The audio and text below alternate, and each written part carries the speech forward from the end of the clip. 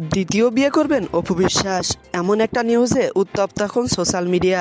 তবে বিষয়টা আজকে থেকে নয়, বিষয়টা পহেলা বৈশাখের একটা অ্যাওয়ার্ড অনুষ্ঠান ছিল বগুড়া মমইন হোটেলে বেশ কিছুদিন আগে, সেখান থেকে উঠে আসে এমন নিউজ। তারপরে থেকে বিভিন্ন মিডিয়ার লোকজন এমন প্রমাণ গোস করতে থাকে যেখানে দেখা যাচ্ছে অপু বিশ্বাসের দ্বিতীয় বিয়ের বিভিন্ন প্রমাণই কিন্তু সোশ্যাল মিডিয়া এখন চলে এসেছে। বিশেষ করে রাহাত সাইফুলের সাথে বগুড়া মমইন হোটেলে তাকে দেখা গেছে এমনটা নয়। আমরা দেখতে পাচ্ছি বগুড়ার রাস্তায় কার চালিয়ে যাচ্ছেন অপু বিশ্বাস, পাশে বসে আছেন রাহাত সাইফুল। এমনকি বগুড়া মমইন হোটেলে বিভিন্ন জায়গায় ঘুরেছেন এমন ছবিও কিন্তু রাহাত সাইফুলের সাথে অপু বিশ্বাসের রয়েছে। তবে এইটাই প্রথম নয়, ইতিপূর্বে বিভিন্ন সময় রাহাত সাইফুলের সাথে অপু বিশ্বাসকে দেখা গেছে। ভিডিও শুরুতে আপনারা দেখলেন রাহাত সাইফুল অপু বিশ্বাসকে কিন্তু ফুল দিয়ে বরণ করে নিচ্ছে। আর অনেকেই ইতিমধ্যেই হয়তো নিউজ করে ফেলেছে রাহাত সাইফুলের সাথে অপু বিশ্বাসের দ্বিতীয় বিয়ের গুঞ্জনটা।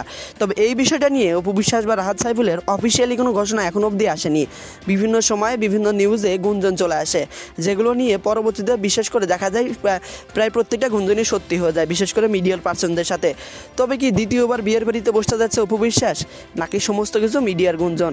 তবে রাহাত সাইফুলের সাথে অপু বিশ্বাসের বিভিন্ন ছবি যেহেতু সোশ্যাল মিডিয়ায় ঘুরপাক খাচ্ছে, অবভিয়াসলি রাহাত সাইফুল বা অপু বিশ্বাস এই বিষয়টা নিয়ে খুব তাড়াতাড়ি মুখ খুলবে। যত তাড়াতাড়ি তারা এই বিষয়টা না মুখ খুলবে তত তাড়াতাড়ি বিষয়টা ক্লিয়ার হয়ে যাবে। তবে এখন কথা হচ্ছে অপু বিশ্বাসের বিয়ে করাটা খুবই জরুরি। অপু বিশ্বাস নিজেই বলেছেন যে আমার দ্বিতীয় বিয়েটা করা খুবই জরুরি। নিজের ছেলের ভবিষ্যতের কথা চিন্তা করা হলো দ্বিতীয়বার বিয়ের পিড়িতে বসতেছেন অপু বিশ্বাস। এমন নিউজ উত্তপ্ত গণমাধ্যম কিন্তু বেশ কিছুদিন আগে থেকে। তবে সঠিক অ্যানাউন্সমেন্ট বা সঠিক ঘোষণার অভাবে কিন্তু কেউ এই বিষয়টা ক্লিয়ার করেনি। তবে কি তাহলে এবারই সেই সিদ্ধান্ত নেবেন অপু বিশ্বাস, নাকি সব কিছুই মিডিয়ার গুঞ্জন?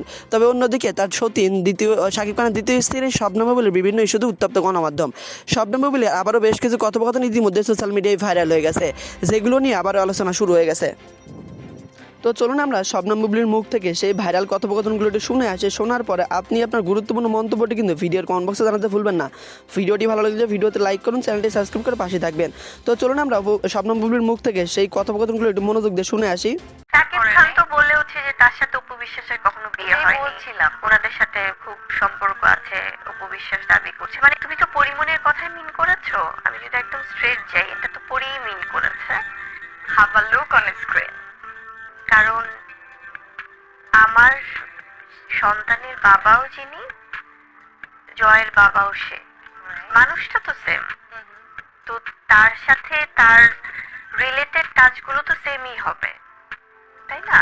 যে মানুষটাকে ঘিরে এরকম হচ্ছে, একজনকে ঘিরেই তো।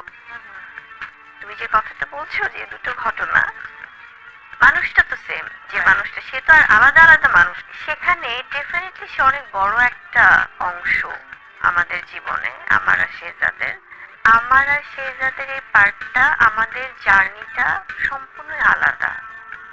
হয়তো আমাদের প্রকাশটা অনেকের কাছে মনে হতে পারে যেটা সম্পূর্ণরূপে আমি আর শেহজাদ বা আমার জায়গা থেকে আমি তাকে সম্মান করি বলি, তার সম্মানকে, তার সিদ্ধান্তকে সম্মান করেই কিন্তু ওভাবে আনা।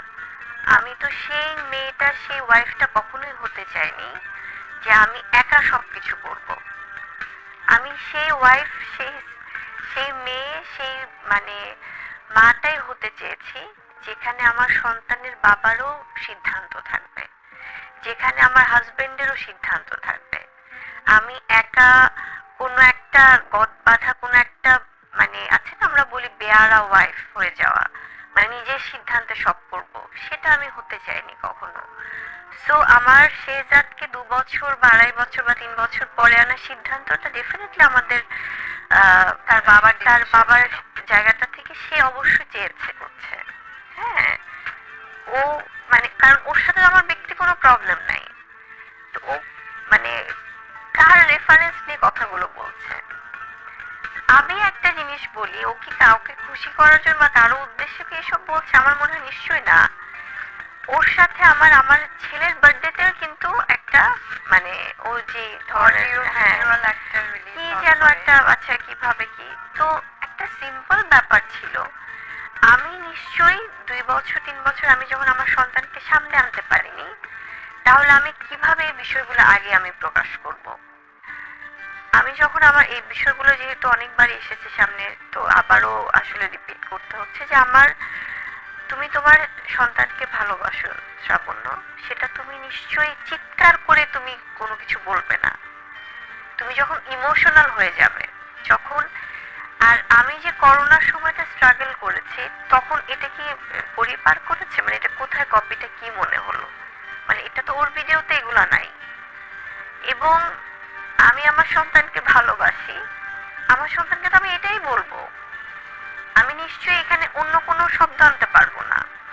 বাবা, তুমি পৃথিবীতে এই দিনে এই সময়টাতে এসেছিলে, এটাই তো বলবো।